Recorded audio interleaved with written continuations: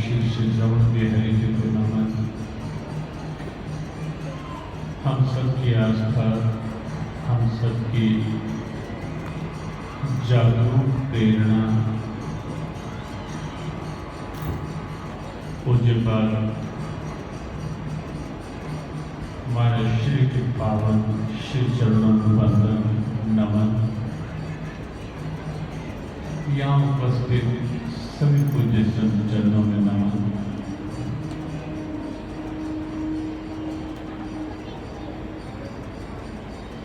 पूज्य संतों के द्वारा पावन चर्चा, सत्संग चर्चा हम सब श्रवण कर रहे थे।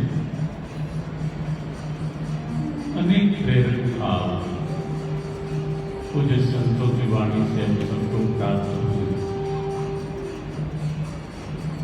अभी पूज्य काशी स्वामी सुविधानंद जी महाराज बहुत मधुर और बहुत भावपूर्ण भजन के द्वारा आह्लादित भी कर रहे थे और भजन के शब्दों में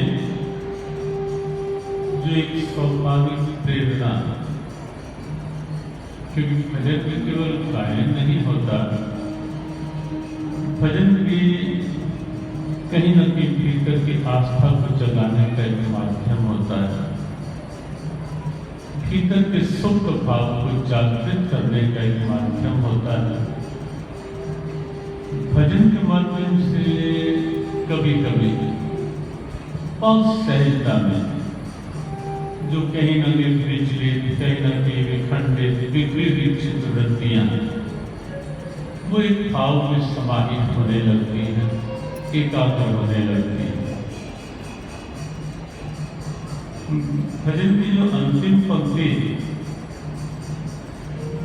हमें ध्यान आ रही है, जो पूज्य स्वामी जी की वाणी से हम श्रवण कर रहे थे कि सब में रूप तेरा देखो, मुझे ऐसी निगाह दे दो, ऐसी पंक्ति। और सच बात यही कि सत्संग में आने से और संत शरण में आने से वास्तविक निगाह मिलती है, वास्तविक दृष्टि मिलती है। समस्या है भी दृष्टि की, कि दृष्टि सही देख नहीं पाती। श्रीमद् भगवद गीता का जब हम उद्भव देखते हैं, प्रारंभ कि भगवद गीता कहां से उद्भूत हुआ ये ज्ञान और किस परिस्थिति में प्रकट हुआ, या महाभारत की युद्ध भूमि में ऐसा क्या वातावरण बना कि भगवान कृष्ण को स्वयं साक्षात अर्जुन के लिए उस समय और अर्जुन के माध्यम से समूची मानवता के लिए, युग युगांतर के लिए गीता का उपदेश देना पड़ा। ऐसी क्या परिस्थिति बनी वहां, उस पर हम थोड़ा देखें तो लगेगा कि कहीं ना कहीं दृष्टि का ही जो अंतर होता है। अर्जुन कभी विचलित नहीं हुआ। अर्जुन एक ऐसे व्यक्तित्व का नाम है, महाभारत ग्रंथ में यदि हम देखें, कभी भी अर्जुन ने कहीं भी किसी से भी और किसी परिस्थिति से भी कभी हार नहीं मानी। अर्जुन 12 वर्ष का वनवास,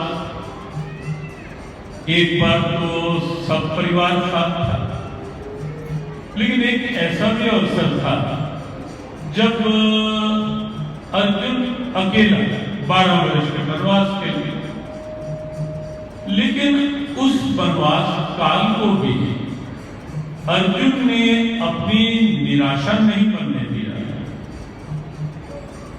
अर्जुन ने अपनी समस्या नहीं बनने दिया, उस चुनौती को भी अर्जुन ने अपने लिए अवसर बना लिया।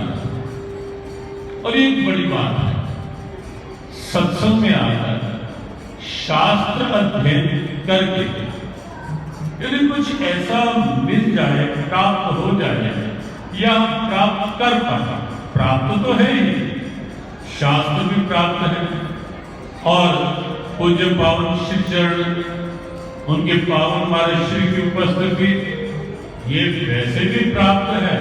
और यदि हम एहसास करते रह पाए, आस्था श्रद्धा जागृत रखें, तो निश्चित नित्य प्राप्त है, नित्य प्राप्त। लेकिन हम वहां से कुछ प्राप्त कर पाए, ये महत्व की बात है। हम प्राप्त कर पाएंगे ग्रंथ से, संत से, भगवंत से, वो एक बड़ी बात है। और ऐसा कुछ प्राप्त कर पाए जिससे जीवन की चुनौती की स्थिति भी हम उसे एक अवसर बना पाए।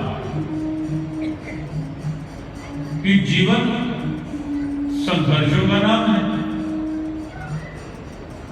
कोई भी जीवन का पड़ाव है, अवस्था है, ऐसी नहीं दिखती जहां कोई संघर्ष ना हो।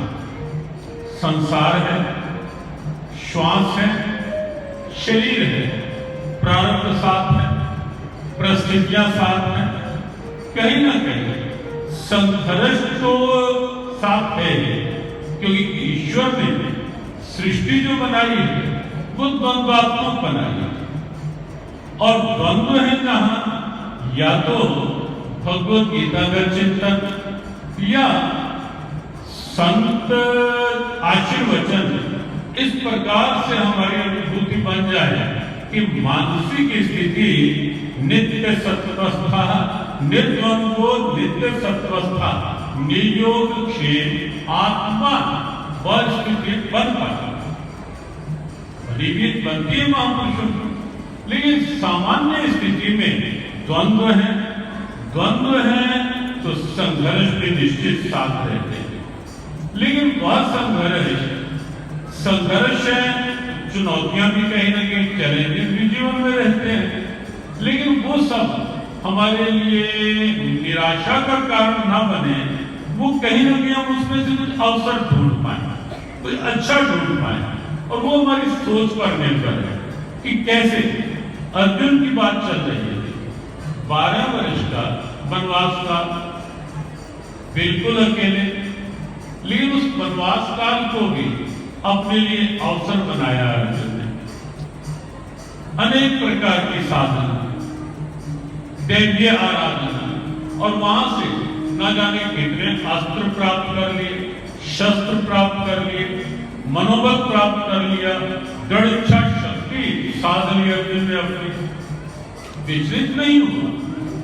लेकिन महाभारत की भूमि में वहां आकर के प्रथम बार, युद्ध पूर्व में भी अर्जुन ने किए अनेक बार, विस्तार की आवश्यकता नहीं, अवसर भी नहीं, अनेक युद्ध हुए, लेकिन अर्जुन कभी पराजित नहीं हुआ, ना उसने स्वयं को कभी पराजित माना। दोनों बातें हुई, मानसिक रूप में भी नहीं माना। लेकिन यहां कुरुक्षेत्र की धरा पर, महाभारत की युद्ध भूमि में, जहां दोनों सेनाएं आमने सामने तैयार हैं, और अर्जुन के पास तो एक दुर्लभ दिव्यता अर्जुन को प्राप्त है कि जिस रथ पर अर्जुन उपस्थित है, जिस रथ पर बैठा है अर्जुन, उस रथ के सारथी स्वयं भगवान कृष्ण है। छोटी सी बात नहीं, बहुत बड़ी बात थी कि सामान्य स्थिति में भगवान का आसन ऊपर होना चाहिए था, भक्त का नीचे, लेकिन यहां क्रम बिल्कुल अलग सा। भक्त ऊंचे आसन पर, आप यदि सामने ऐसा एक भाव दृश्य बनाए, सत्संग में कभी कभी ऐसा प्रसंग आते हैं, यदि हमारी मानसिकता बिल्कुल वहां भाव में है, तो कुछ ऐसे भाव दृश्य सत्संग उपस्थित करता है। एक ऐसा भाव दृश्य देखें, अर्जुन रथी के आसन पर है, ऊंचा आसन है, भगवान सारथी के रूप में है तो निश्चित नीचे का आसन है। एक बात और भी होना ये चाहिए कि बड़ा आदेश दे, छोटा आदेश माने, लेकिन यहाँ वह बात में अलग से दिखाई दे रही है। अर्जुन आदेश देते हुए दिखाई दे रहे हैं। प्रथम अध्याय गीता जी का 21वां श्लोक, और वहां अर्जुन जब भगवान कृष्ण को ये संकेत करते हैं, सैन्योर्मध्ये रथम स्थाप्य में अच्युत, हे अच्युत श्री कृष्ण मेरे रथ को दोनों सेनाओं के मध्य में ले चलो। लगाम भगवान कृष्ण के हाथ में है। अर्जुन ने संकेत दिया, निर्देश दिया, आदेश कुछ भी कह सकते हैं। और एक अवस्था भक्तमाल पढ़े, ऐसे ऐसे अनेक परम भगवतों की दिव्यताएं हमें पढ़ने को मिलती हैं, विचार को मिलती हैं कि जहाँ ऐसी ऐसी स्थितियां होती हैं कि जहाँ भक्ति का बहुत स्वरूप हो जाता है, अनन्यता की एक उच्चता की स्थिति में, वहां भक्त भगवान को आदेश। तो यहां देखें, मेरे रथ को दोनों सेनाओं के मध्य ले चलो श्री कृष्ण, भगवान कृष्ण ले चले। लेकिन कहां लेकर के गए? दुर्योधन के सामने नहीं, दुशासन के सामने नहीं, कहीं और नहीं, लेकर गए भीष्म द्रोण प्रमुखतः, भीष्म और द्रोण के सामने। और जिस ढंग का एक संकेत किया भगवान ने, वाचपात पश्येतान संवेतान कुरुनिधि, हे पार्थ सामने खड़े हुए कौरवों को देख। हमें लगता है कि केवल युद्ध ही अपेक्षित होता, वहां तुरंत कहीं भी जा सकता, खड़ा किया जा सकता था। लेकिन भगवान कृष्ण चाहते थे इस महाभारत की युद्ध भूमि में युद्ध से पूर्व समूची मानवता के लिए कुछ ऐसा उपहार दिया जाए, क्योंकि महाभारत केवल तब भी ऐसा नहीं है, और महाभारत का केवल वही रूप था ऐसा भी नहीं। भगवान कृष्ण क्योंकि अर्जुन के रथ के सारथी हैं भले, लेकिन केवल रथ सारथी नहीं है, वो तो वेदांत संहितानि वर्तमानानि चार्य भविष्यानि भूतानि माम वेद न कश्चन। भगवद गीता में स्वयं गोविंद प्रभु कहते हैं, अर्जुन अतीत में जो हो चुका है वह भी मैं जानता हूं, भविष्य में जो होगा वह भी मेरे से छिपा हुआ नहीं है, और वर्तमान में जब जहां जो हो रहा है वह सब भी मेरी दृष्टि से ओझल नहीं है पार। मैं सब कुछ जानता हूं। भविष्य को जानते थे, भगवान जानते थे कि आने वाले समय में महाभारत अनेकों रूपों में विस्तारित हो जाएगा। ये संघर्ष, कहीं ना कहीं द्वंद्व, कहीं ना कहीं ये चुनौतियां, अभी हाल ही में देखो कोरोना, पिछले 2 वर्ष यहां भी उत्सव नहीं संभव हो पाया। यद्यपि भगवान की ऐसी लीला रही कि श्री रमन रेड्डी धाम में कोविड के दिनों में भी कुछ कोविड की स्थितियां ऐसी रही कि एक भी वर्ष ऐसा नहीं निकला कि जब वहां का उत्सव ना हुआ। अनेक स्थानों पर उत्सव श्री रमन रेड्डी धाम में जो स्वयं प्यारे ठाकुर की रमण स्थली है, वहां उत्सवों की निरंतरता कोविड काल में भी कुछ ऐसा अवसर बन गया, 20 में भी बन गया, 21 में भी बन गया, 22 में भी बन गया, चलता रहा। लेकिन तो भी एक बहुत भारी और बहुत भयावह सी चुनौती के रूप में कोरोना पूरे विश्व के सामने आया। कभी अभी जैसे विश्व में कई युद्ध की बीच का पूरे विश्व को आशंकित करती रहती है। भगवान कृष्ण जानते थे आने वाले समय में महाभारत कई रूपों में विस्तारित हो सकती है, और हमें लगता है इसीलिए रथ को जानबूझ करके भीष्म और द्रोण के सम्मुख लेकर आए भगवान कृष्ण। इशारा किया, अर्जुन को देखने के लिए कहा। अर्जुन ने देखा, लेकिन देखते ही क्या देखा? यद्यपि सामने भगवान कृष्ण बैठे हैं, साथी के रूप में बैठे हैं, लेकिन अर्जुन की दृष्टि वहां से हट गई और कहां चली गई? तत्रापश्यत्, दूर देखने लगा अर्जुन। भीष्म को देखा, द्रोण के देखा, और तत्रापश्यत् स्थितान् पितॄन् पितामहान् आचार्यान् मातॄन् भ्रातॄन् पुत्रान् पौत्रान् सखीस्तथा श्वशुरान् सुहृदश्चैव सेनयोरुभयोरपि। सामने रिश्ते नाते स्वजन परिजन ये वो सब कुछ देखने लगा अर्जुन। लेकिन जो बहुत पास बैठे हैं स्वयं भगवान कृष्ण, वहां से दृष्टि हट गई। सड़कों पर कई बार जब चलते हैं, वहां एक निर्देश पट्टिका कई बार लिखी होती है, लिखा होता है सावधानी हटी दुर्घटना घटी। तो जरा सी दृष्टि का भेद था। दृष्टि भगवान पर रखते अर्जुन तो समस्या ना होती, लेकिन दृष्टि भगवान से हटी और दृष्टि इधर उधर अत्र तत्र सर्वत्र दृष्टि घूम गई। और हुआ क्या? भगवान पर दृष्टि रहती, केंद्रित रहती, बाहर दृष्टि गई, मोह उत्पन्न हो गया। तो ईश्वर को छोड़कर प्राणी, पदार्थ या किसी भी प्राप्ति की ओर दृष्टि जाएगी तो वहां जो ध्यान जाएगा वो मोह के रूप में पैदा होता है। वहीं से वो आसक्ति पैदा होती है। जब ईश्वर से दृष्टि हटती है, अर्जुन की हटी दृष्टि, मोह पैदा हुआ।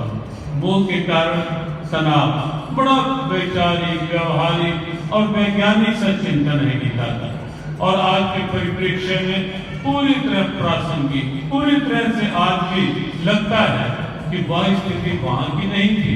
आज तो बहुत व्यापक रूप ले चुकी है अर्जुन की वह स्थिति। तो जहां मोह होगा बहिर्मुखता के साथ, वही तनाव होगा, टेंशन जिसे हम कहते हैं आज की भाषा में, वही दबाव होगा जिसे आजकल बात में आज मैं बहुत स्ट्रेस में हूँ, आज मैं बहुत टेंशन में हूँ, दबाव होगा। और फिर जिसे आज की भाषा में डिप्रेशन बोलते हैं, जिसका रेट पूरे विश्व में बढ़ता जा रहा है तेजी से, वही स्थिति मोह, तनाव, दबाव और अवसाद। किस कारण से? दृष्टि भगवान से हटी और अत्र तत्र सर्वत्र दृष्टि गई, और भगवान को अवसर मिल गया जब अर्जुन विषाद की स्थिति में। उसके पश्चात भगवान को अवसर मिल गया अर्जुन को, क्योंकि साथी थे, दायित्व भी, कर्तव्य भी था कि मेरे रथ पर है अर्जुन, मुझे साथी बनाया है, अब मुझे उसके इस विषाद से उबारना है। और अर्जुन ने भी विषाद की स्थिति में भी अर्जुन के भीतर का इतना सा विवेक जागृत रह गया। ये है हमारे भारत का दौर।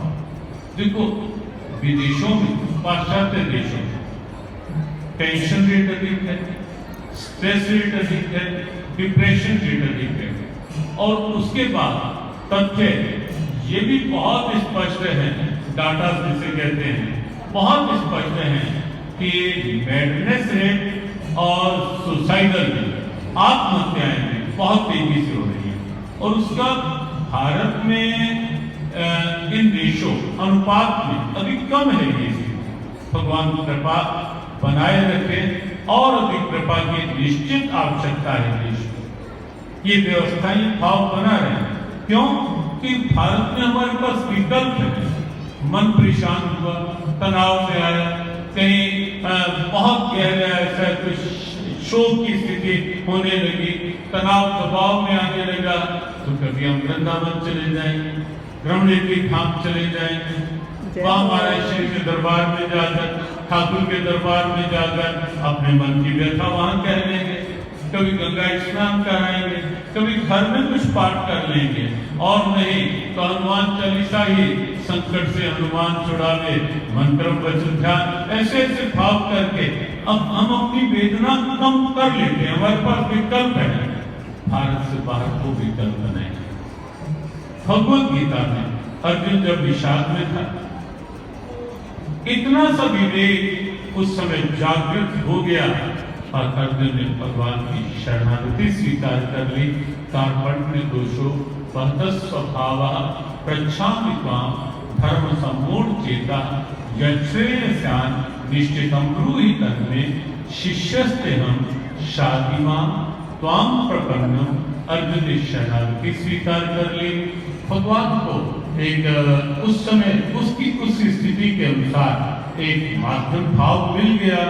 गीता उपदेश अर्जुन को सुनाकर उस समय अर्जुन के तनाव दबाव या शोक मोह भय भ्रम को दूर करके अर्जुन को फिर से उसके कर्तव्य पद पर लाने के लिए गीता ज्ञान का उस समय आधार बन गया। उस समय अर्जुन के लिए, आज हम सब के लिए, पूरे विश्व पूरी मानवता के लिए वो दृष्टि क्या थी जो गीता जी ने दी। कहाँ अर्जुन भ्रमित हुआ, वो आज हमने चर्चा की।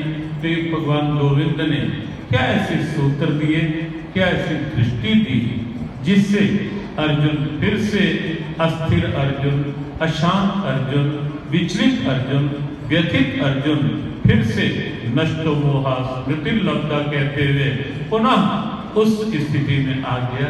हम कल प्रातः काल के सत्र में ऐसे कुछ सूत्रों पर भगवत गीता की उस दृष्टि पर विचार करेंगे जो शायद हमें भी अर्जुन की तरह कहीं न कहीं तनाव दबाव के जीवन से अलग करके हमारे जीवन में भी स्थिरता, शाश्वत शांति की स्थिति ला पाए। पूज्य महाराज श्री की कृपा, पूर्ण सन्निधि, उनकी पावन उपस्थिति यद्यपि रमणीति धाम हो, यहाँ हो या अन्य स्थलों पर हो, पूज्य महाराज श्री श्रोता के रूप में ही और संभवतः यहाँ भी ऐसा ही होगा कि समापन सत्र में ही उनकी श्रीवाणी का प्रसाद आशीर्वाद के रूप में सबको प्राप्त होता है। लेकिन हमें लगता है कि पूज्य महाराज श्री की पावन उपस्थिति है, वो सामने उपस्थित हैं, यही बहुत बड़ा ऊर्जा का स्रोत है हम सबके लिए, क्योंकि सहज उपस्थिति का सौभाग्य। और हमें अच्छा लगा अपने दिल्ली वाले शास्त्री जी ने, मधुर कृष्ण शास्त्री जी ने जब प्रारंभ में 2-3 काव्य पंक्तियों में तो बोलना सिखाया है तो वाणी में असर भी देना, अच्छी पंक्ति का उच्चारण किया, तो निश्चित रूप से महाराज श्री की उपस्थिति है, वही हमारा बल है, वही हमारा संबल है, और वही हमारे अंदर जो क्षमता बन पाती है बोलने की या कुछ कहने की, वो स्रोत है। वंदन नमन पावन श्री चरणों में करते हुए, सभी संत चरणों में करते हुए सबको जय श्री कृष्ण। जय श्री कृष्ण महाराज जी।